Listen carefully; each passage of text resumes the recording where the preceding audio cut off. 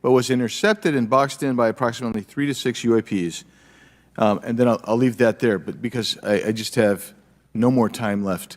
Well, she's not looking. So let's just get into let's get into part of this. I thought I would be saved by the bell. No. Let's talk about Kuhnian Lakatoshian type of scientific development, and the problem that we have here is you have institutional blockage of what would be normal development of scientific ideas.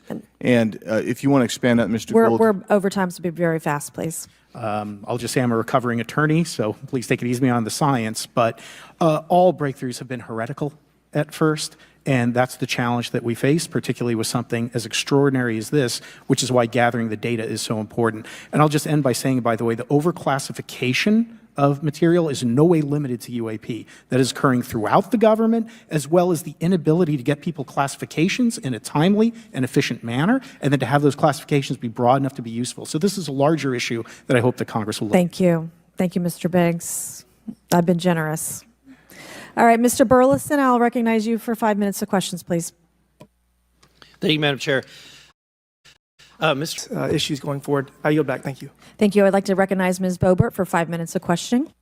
Thank you, Madam Chair. Now that we have all been cautioned in this committee hearing that the mention of Pentagon's Immaculate Constellation program could put us on a list, well, I already find myself on many lists, I'm sure. So I speak my mind often, so why not just keep going with it?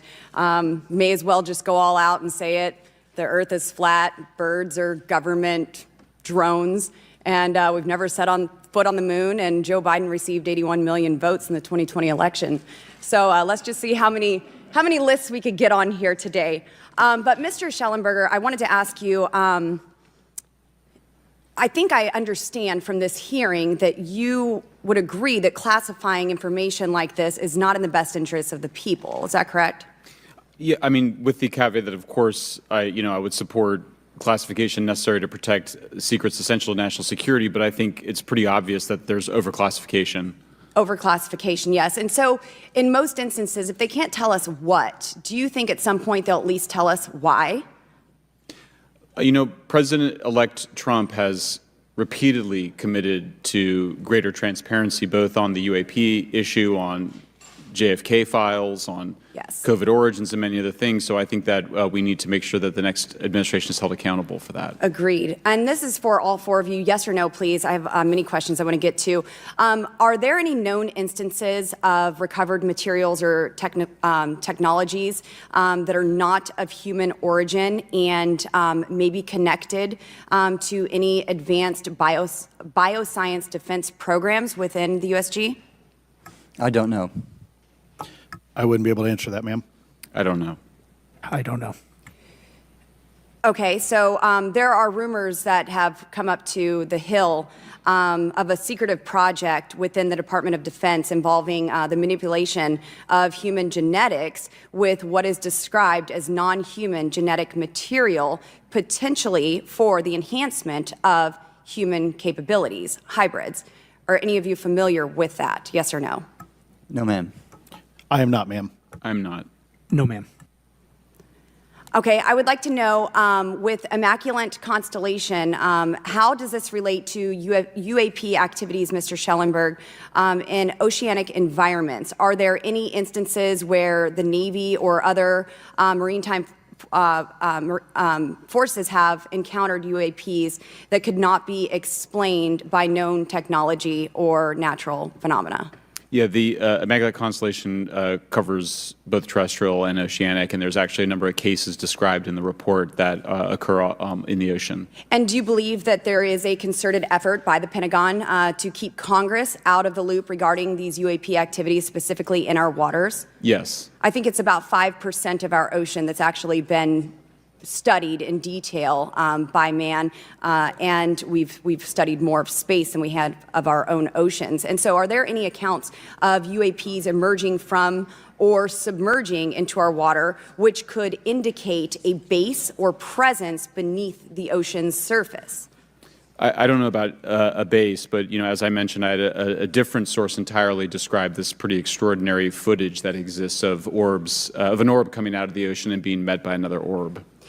Some would say that there's multiple hotspots where we see frequent activity. So in your investigations, have you come across any data or visual evidence like sonar readings or underwater footage of these UAPs? I have not beyond what's in the report.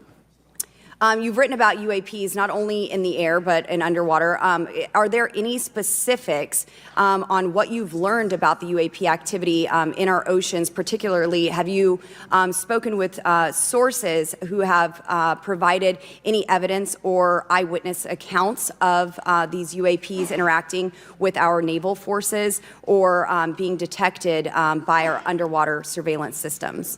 Nothing beyond what's in the report and then the specific case that I mentioned with the orbs. So this report says it all. There's no other information that we are aware of regarding the activity within our waters. I have other sources that have told me that have shared a significant amount of information, but they're not comfortable with me sharing it at this point. Okay. Are there any technological capabilities observed in these oceanic UAPs that seem to defy our current understanding of physics or our engineering capabilities? It seems like they all do. Yes, I would agree with that. My time is up, but I do appreciate your bravery, your courage for coming here and speaking today. And seems like there's still some questions that we need answers to, and we will not relent until we get those to the American people. Thank you all. Thank you. I move to allow myself and the ranking member 5 additional minutes for questions without objection, so ordered. Mr. Elizondo, were you read into the Immaculate Constellation? The view will turn green. After 4 minutes, the light will turn yellow. When the red light comes on, your 5 minutes has expired, and we would ask that you please wrap it up. So I will first recognize Rear Admiral Gallaudet to please begin your opening remarks. Thank you, Chairwoman Mace, Chairman Grothman, Ranking Members Connolly and Garcia, and members of the committee. Thank you for this opportunity to testify today regarding Unidentified Anomalous Phenomena, or UAP.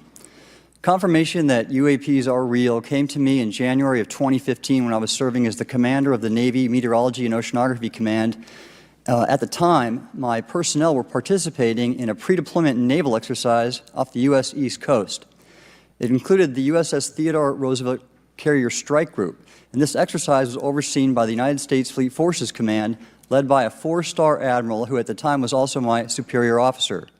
During this exercise, I received an email on Navy's secure network from the operations officer of U.S. Fleet Forces Command. The email was addressed to all the subordinate commanders, and the subject line read in all capital letters, "Urgent Safety of Flight Issue." The text of the email was brief but alarming, with words to the effect, "If any of you know what these are, tell me ASAP. We are having multiple near mid-air collisions, and if we do not resolve this soon, we are going to have to shut down the exercise." Attached to the email is what is now known as the Go Fast video, captured on the forward-looking infrared sensor of one of the Navy F-A-18 aircraft participating in the exercise.